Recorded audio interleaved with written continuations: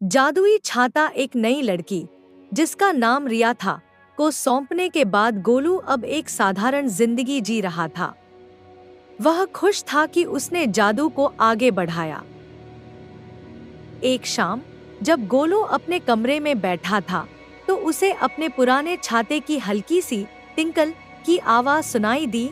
वह आवाज जो छाता जादुई खतरे में होने पर करता था। यह आवाज गोलू के पास नहीं थी, बल्कि हवा के जरिए दूर से आ रही थी।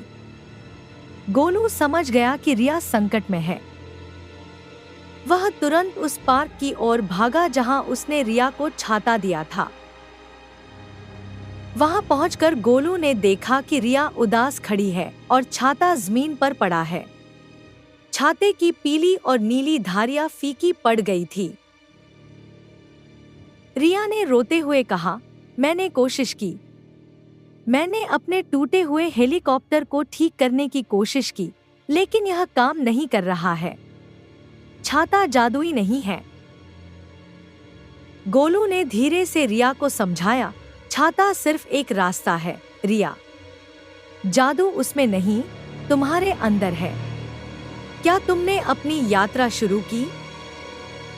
रिया ने सिर हिलाया। उसने सिर्फ टूटे हुए खिलौने को ठीक करने की इच्छा की थी, किसी एडवेंचर की नहीं।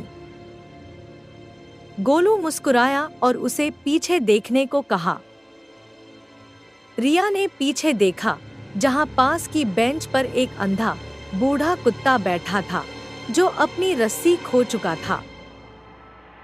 गोलू ने फुसफुसाते हुए कहा, पहला जादू हमेशा दूसरों की मदद में छिपा होता है। रिया की आंखों में उत्सुकता आई।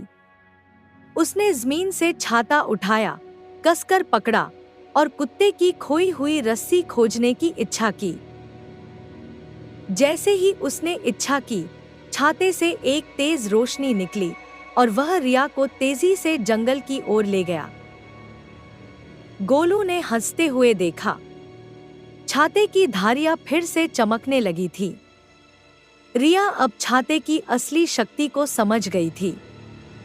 गोलू अब नया मार्गदर्शक बन चुका था। गोलू ने संतोष के साथ पीछे मुड़कर देखा।